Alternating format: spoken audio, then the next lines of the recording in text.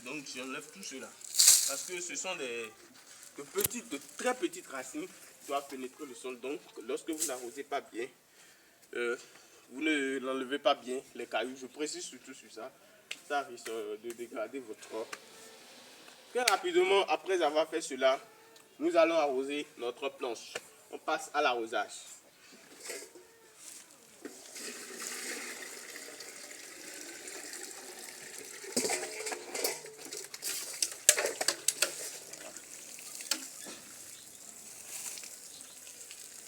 Nous aurons besoin de suffisamment d'eau ici parce que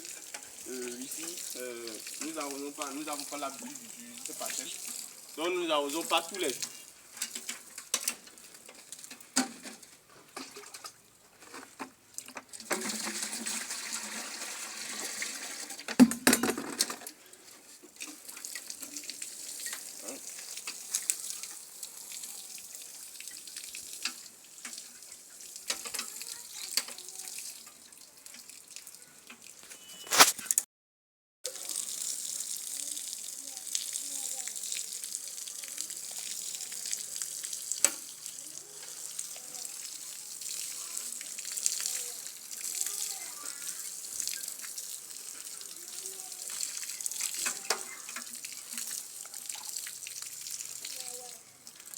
Donc, vous voyez, après avoir arrosé votre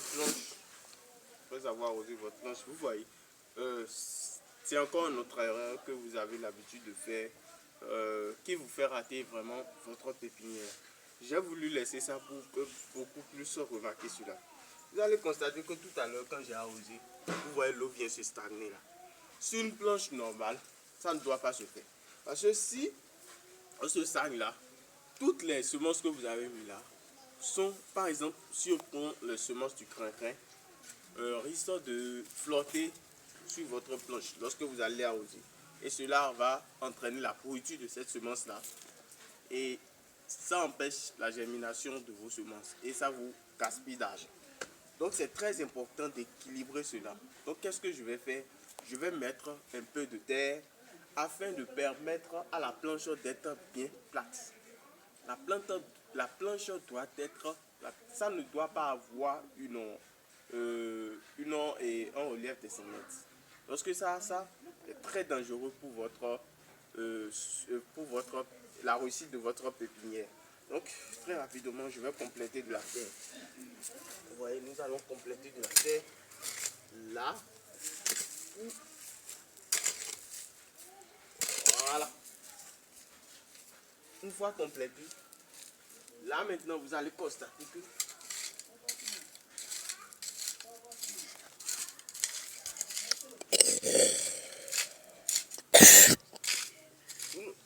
vous n'aurez plus désormais de stagnation de l'eau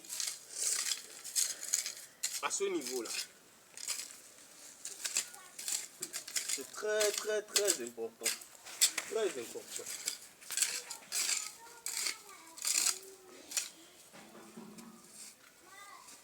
Sur ce, on arrose encore pour que vous puissiez voir.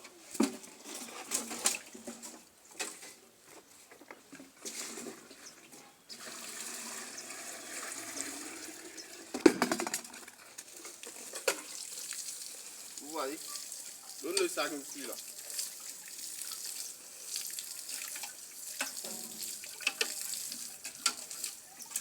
Vous voyez, l'eau est correctement sur la planche. Maintenant, après avoir fait cela, nous allons attendre un peu pour que l'eau puisse réellement s'infiltrer. Après, nous allons revenir maintenant et on va passer à l'étape de la mise. Je vais mettre les semences et vous allez voir comment ça se passe. Ici, moi, je veux faire une pépinière du Beaumont. Là, le Beaumont, chez nous, c'est le Grand Morel. En Morel, en français, scientifiquement. Le Grand Morel. C'est ça, moi, je veux mettre sur ma pépinière. Ça serait valable pour... mais cette pépinière du Grand Morel serait valable pour la tomate, pour le piment, et ça serait valable pour l'oignon, ça serait valable pour beaucoup d'autres cultures. L'amarante, la laitue, le chou, La carotte, non. Parce que la carotte, c'est un semi-direct. Ça ne se fait pas ainsi comme la lecture et le chou et autres. La carotte, elle est catégoriquement différente. Vous allez constater que là-bas, c'est un semi-direct. On ne fait pas un repiquage au niveau de la carotte. Donc très rapidement, vous voyez, notre sol, l'eau s'est déjà correctement infiltrée dans notre sol. Maintenant, je vais procéder à la réalisation des sillons. C'est très important. J'ai remarqué, je suis allé chez jardinier, un jardinier, c'était un débutant. Moi, j'ai l'habitude d'aller chez les jardiniers aussi. J'apprends d'eux, ils apprennent de moi. J'étais allé chez un jardinier. J'ai constaté que lorsqu'il a fini de réaliser sa planche, qu'est-ce qu'il a fait? Il a pris sa semence, il a renversé les semences sur la planche. Non, ça c'est un gaspillage. Et ça, vous perdez beaucoup de choses en le faisant. Je vais vous montrer une technique qu'on utilise pour pouvoir mettre les semences. Et c'est très important d'utiliser cette technique-là. Parce que, ça facilite pour la transplantation, ça facilite le fait de déterrer les plantures pour aller repiquer. Pour le repiquage, ça facilite le repiquage. De deux, ça permet à vos plantes d'avoir un grand posture, c'est-à-dire vous avez des plantes bien vigoureuses. Et lorsque vos plantes sont bien vigoureuses, ça promet une grande partie, en grande partie la réussite de l'augmentation de votre rendement. Je prends l'exemple chez les hommes. Lorsque vous avez un bébé à la naissance qui n'a pas de dents, lorsque ce bébé-là est grandi, les dents apparaissent, évidemment. Mais lorsque vous avez un bébé à la naissance qui ne possède pas de bras, lorsque ce bébé grandit, ça n'apparaît plus. C'est ainsi chez les plantes aussi. Lorsque vous mettez vos semences en terre, et lorsque ces semences-là germent, et ces semences-là n'ont pas une bonne corpulence, lorsque ces plantes-là grandissent, ces plantes-là ont de mal à pouvoir bien produire comme des plantes qui ont de bonnes corpulences. C'est pourquoi vous allez constater que lors du repiquage, bon, si vous ne l'avez pas encore remarqué, lors du repiquage, ce n'est pas toutes les semences qui ont germé qu'on repique. Non.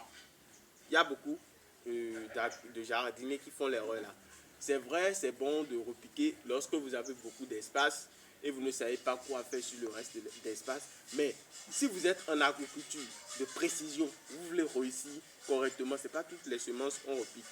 Vous, les plantures qu'on repique, vous repiquez, vous choisissez parmi les plantures que vous avez et qui ont germé, celles qui sont vigoureuses. Parce que c'est celles qui sont vigoureuses et que vous repiquez qui auront un bon rendement après. Donc c'est très important de tenir compte de ces aspects-là. Donc très rapidement, je vais faire les sillons comme je vous l'avais dit. Là, j'ai un bois. C'est juste un bois que je suis allé chercher. Ce bois-là, je vais l'utiliser pour pouvoir faire les sillons dont je parle. Donc très rapidement, caméraman approché. Là, le bois un peu long. Vous voyez, lorsque je parle de sillon, vous prenez votre bois et vous faites ça dans le sol. Vous regardez, l'écartement c'est ça, entre deux sillons. C'est un peu ça. Vous prenez vos doigts et vous écartez votre pouce et votre doigt de mariage et vous écartez là et vous posez sur votre planche et vous faites la même chose. Et ainsi de suite.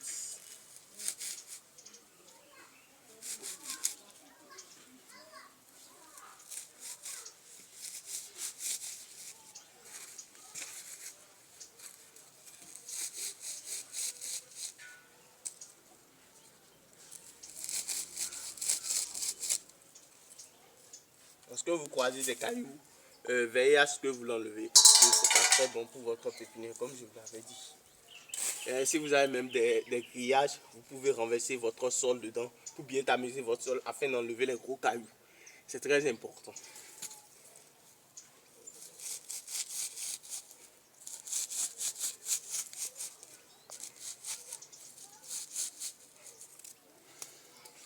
Voilà. Après avoir réalisé ces sillons, on va procéder à la mise. Nous allons mettre les semences. Pour les semences, je vous conseille de chaque fois acheter des semences certifiées. Allez dans une boutique de semences dans votre communauté, demandez-leur quelles sont les semences adaptées à votre période actuelle. Par exemple ici au Bénin, actuellement nous sommes en saison sèche. Si je vous ai dit au début que moi je veux mettre le grand moelle qu'on appelle faux tête. Ça, lorsque je veux mettre ça, je suis allé à la boutique de semences. Naturellement, moi je connais déjà la variété que j'achète et je demande la variété. Mais vous, comme pour tous ceux qui sont débutants, vous leur demandez. Ici, par exemple, c'est Benin Semences. Il y a des boutiques de semences comme Benin Semences, ici que vous allez trouver après Ganou. Il y a aussi un autre boutique de semences devant le CEG Titio. Non loin du Ibemaga, lorsque vous continuez un peu, vous allez trouver ça de l'autre côté. Arrivez devant le CEG Titio, vous demandez, vous allez en trouver. Donc, qu'est-ce que nous on fait? Lorsque vous êtes débutant, ce sont généralement, la plupart du temps, des techniciens qui sont dans ces boutiques-là. Vous leur demandez, pour telle période, vous voulez faire, par exemple, la culture de la tomate. Vous leur demandez quelle semence de tomate est adaptée à la période-là. Ils vont rapidement vous donner quelques choix. Ils vont vous présenter les qualités et les défauts de la variété. Et comme ça, vous faites votre choix. En allant aussi, si vous avez des jardiniers à proximité de vous, demandez-leur. Ne soyez pas des gens très renfermés. Parce que si vous êtes dans ce domaine, vous devez chaque fois, chaque jour que Dieu fait, chercher à connaître quelque chose. C'est très important pour vous pour pouvoir avancer dans ce domaine. Donc, lorsque vous leur demandez quelle variété de semences, bon, si ils ont l'habitude de faire la tomate, quelle variété ils ont l'habitude de faire à cette période-là. Une fois la variété connue, vous allez maintenant au niveau de la boutique vous demander. Moi, généralement, j'ai déjà utilisé et il me reste un peu de semences. Là, j'ai mis ça dans un papier. Vous voyez, ça, ce sont mes semences. C'est pas une grande quantité, mais je pense que ça m'aidera pour pouvoir vous montrer juste comment ça se passe. Vous voyez, ça, ce sont mes semences. Et là, maintenant, qu'est-ce que je vais faire? Caméraman approché, qu'il puisse bien voir clairement ce qui se passe.